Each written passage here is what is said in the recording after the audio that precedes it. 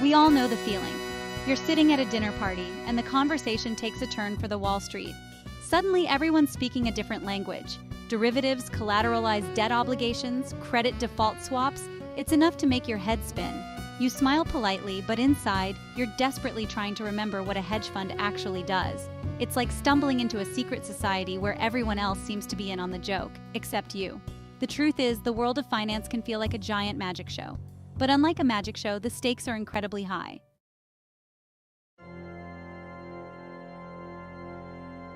Just like the emperor strutting around in his imaginary finery, the financial industry often relies on illusions and half-truths to maintain its aura of power and sophistication.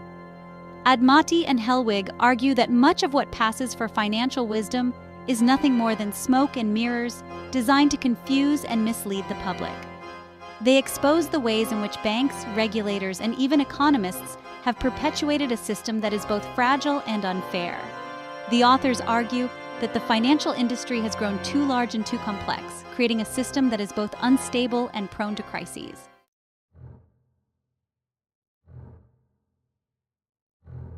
Admati and Hellwig don't mince words when describing the financial system's inherent fragility.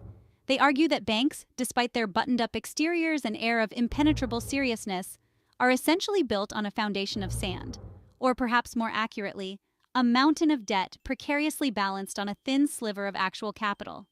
Think of it like this. Imagine a friend boasting about a magnificent new house they built. It's got everything. A swimming pool shaped like a dollar sign, a gold-plated doorknob, the works. But then you learn they only put down 5% of the actual cost. The rest? Borrowed. Suddenly, their dream home feels more like a stiff breeze away from disaster. That's essentially what banks do, albeit on a much grander, more leveraged scale.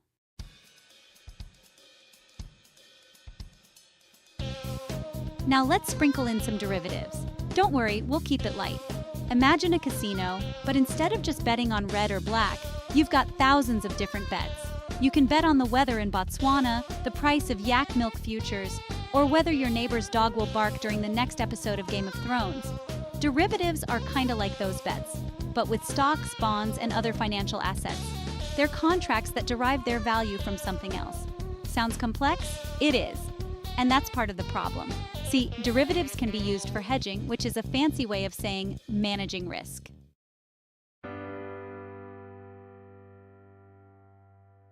So banks take big risks, sometimes dressed up in fancy derivatives. And when those risks backfire, governments often feel compelled to bail them out.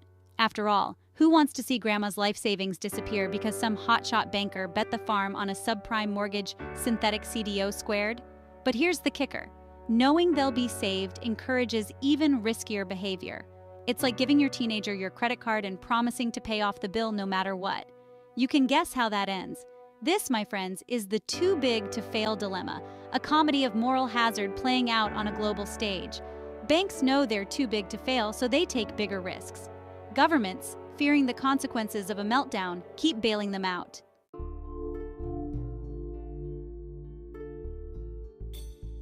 Admati and Hellwig aren't just here to point out the flaws in the system, they come bearing solutions. Their main suggestion for preventing future financial meltdowns? Make banks keep more of their own skin in the game. Think of it like this. Imagine you're playing poker with your buddies. One friend, let's call him Reckless Rick, keeps going all in on every hand, even when he has a 2 and a 7 offsuit. Now imagine Rick is playing with borrowed chips, and you know you'll be on the hook to cover his losses if he loses. Would you let him keep betting like a maniac? Probably not. You'd probably tell Rick to cool it, maybe even demand he put up some of his own money before continuing. That's essentially what Admati and Hellwig propose for banks.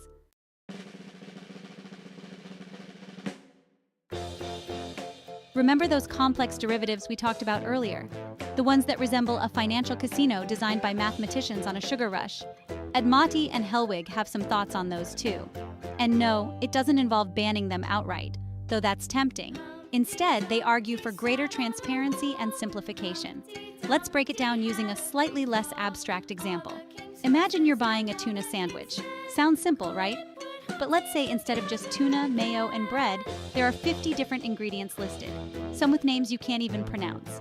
then imagine the price of the sandwich fluctuates wildly based on the price of tuna futures, the weather in the North Sea, and whether your neighbor's cat sneezed that morning.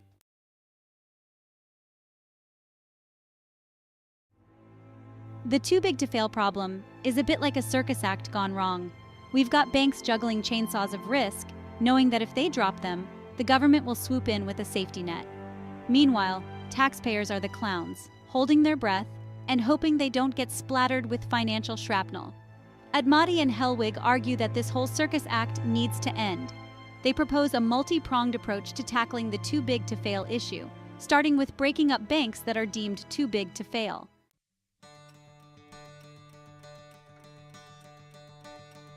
Admati and Hellwig's proposals aren't just about preventing future crises, they're about creating a fairer and more stable financial system for everyone. A system where banks are held accountable for their actions, where complexity doesn't equal a free pass for reckless behavior, and where taxpayers aren't left holding the bag when things inevitably go wrong. It's about moving away from a world where financial wizards get rich by pulling rabbits out of hats, and towards a world where the rules are clear, the risks are understood, and the clowns, that's us, the taxpayers, can finally relax and enjoy the show.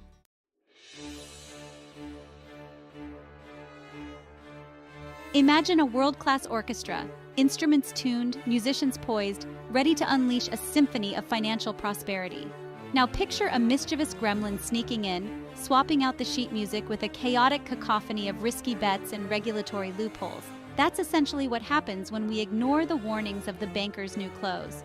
Admati and Hellwig, our wise maestros in this scenario, provide a clear score for a more stable financial system.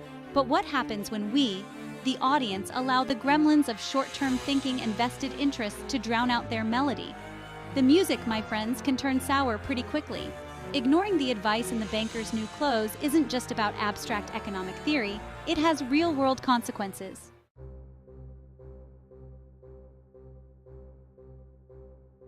The 2008 financial crisis, a symphony of subprime mortgages, collateralized debt obligations, and credit default swaps, stands as a stark reminder of what can happen when we ignore the warnings. It was a financial farce of epic proportions, a play in which banks, regulators, and even economists all seem to have forgotten their lines. The script, however, was eerily familiar. Banks, flush with cheap credit and fueled by a belief that housing prices could only go up, engaged in a lending frenzy, doling out mortgages like candy to anyone with a pulse. These mortgages, often bundled and repackaged into complex securities, were then traded with reckless abandon, with no one bothering to check the creditworthiness of the borrowers. When the music stopped and the housing bubble burst, the fallout was catastrophic. Millions lost their homes, jobs, and life savings.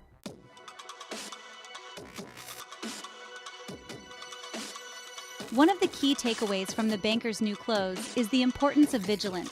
We can't simply rely on regulators to police the system. We need to be our own financial watchdogs, attuned to the subtle signs of excess and instability. Think of it like being a coal miner with a trusty canary. When the canary stops singing, you know something's wrong.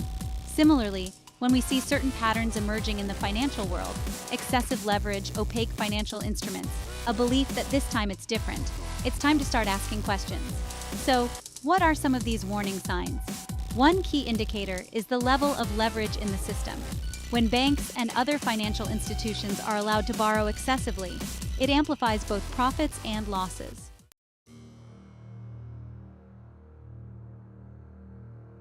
Ignoring the advice in the banker's new clothes comes at a steep price. It's like attending a concert where the orchestra is playing out of tune, the conductor is drunk, and the audience is oblivious to the impending chaos. But unlike a concert, the consequences of a financial meltdown are far more severe than a ruined evening. By understanding the basic principles of sound finance, by demanding transparency and accountability from our financial institutions, and by being vigilant against the siren song of this time, it's different. We can help create a more stable and just financial system for everyone. It's time to tune our ears to the warnings, to demand better from our financial conductors, and to ensure that the music of prosperity plays on, in tune and for the benefit of all.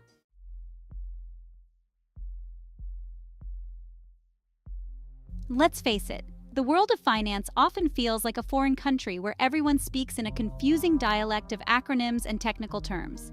It's enough to make even the most seasoned investor reach for a financial dictionary or a stiff drink.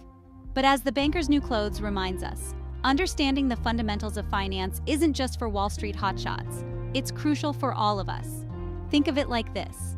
You wouldn't attempt to navigate a foreign city without a map, a phrasebook, or at least a willingness to ask for directions. Similarly, navigating the complex world of finance requires a basic understanding of the language, the rules of the road, and the potential pitfalls. Now, we're not suggesting everyone needs to become a certified financial planner or memorize the Black-Scholes model. But having a basic understanding of concepts like risk, diversification, and compound interest can empower us to make more informed financial decisions. It's about asking questions, challenging assumptions, and not being afraid to admit when we don't understand something. It's about recognizing that financial literacy isn't a luxury. It's a necessity in today's complex world.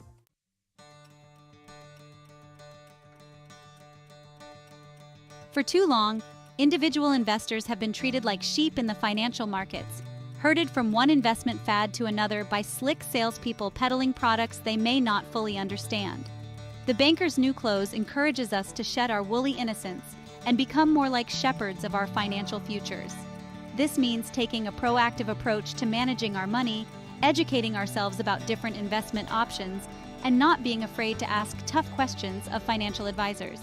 It's about understanding that while past performance is no guarantee of future results, a little bit of financial knowledge can go a long way. It's also about being wary of get-rich-quick schemes and investment products that seem too good to be true. Remember, if it sounds too good to be true, it probably is. As the saying goes, there's no such thing as a free lunch, especially in the financial markets. By becoming more informed investors, we not only increase our chances of financial success, but we also contribute to a more stable and efficient financial system. When investors are educated and engaged, it's harder for unscrupulous actors to pull the wool over our collective eyes.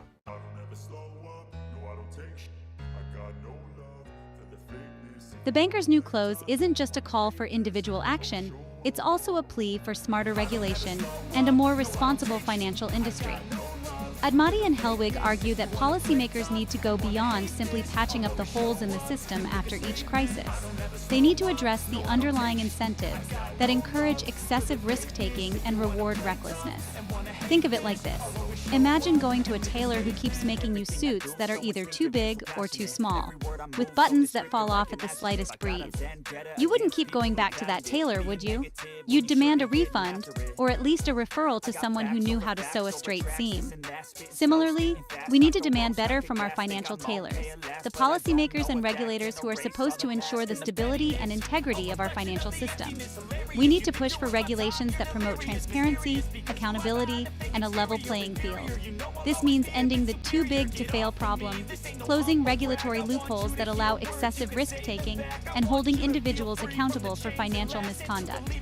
It's about creating a system where prudence is rewarded, recklessness is punished, and the suits actually fit.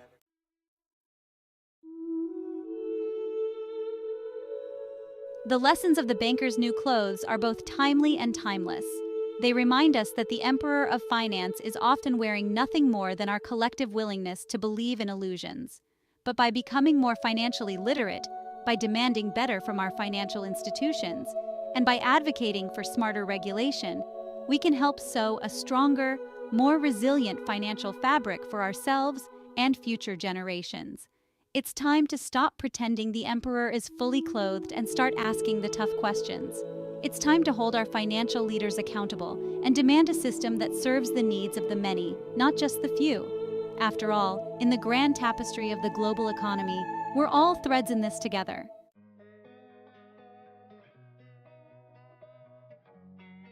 So, there you have it. Our whirlwind tour through the world of finance, guided by the witty wisdom of The Banker's New Clothes, has exposed the industry's often absurd underbelly. We've peeked behind the curtain, challenged the dogma, and learned that the emperors of finance, much like their fairy tale counterparts, are often parading around in their birthday suits. But here's the good news. Knowledge is power. By understanding the basic mechanics of finance, by questioning assumptions, and by demanding transparency, we become less susceptible to the illusions and manipulations that have plagued the industry for far too long. Remember those feelings of bewilderment at that hypothetical dinner party? The next time the conversation veers into the jargon-laden territory of derivatives and credit default swaps, you can confidently chime in, armed with the knowledge that a lot of it is just fancy packaging for relatively simple concepts, some of which might resemble a casino more than a bank.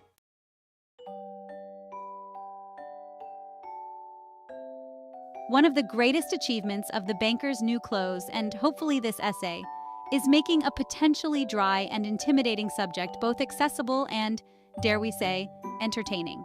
We've used humor, analogies, and maybe a few too many circus metaphors to demystify the complex world of finance. Because here's the thing, understanding how money works shouldn't require a PhD in economics. It's about time we inject a healthy dose of humor and plain language into a realm that often takes itself far too seriously. After all, laughter is not only the best medicine, it's also a powerful tool for learning. When we can laugh at the absurdities of the financial system, when we can explain complex concepts using cats and tuna sandwiches, we're not just making things more fun, we're breaking down barriers and empowering ourselves to engage in a conversation that affects us all.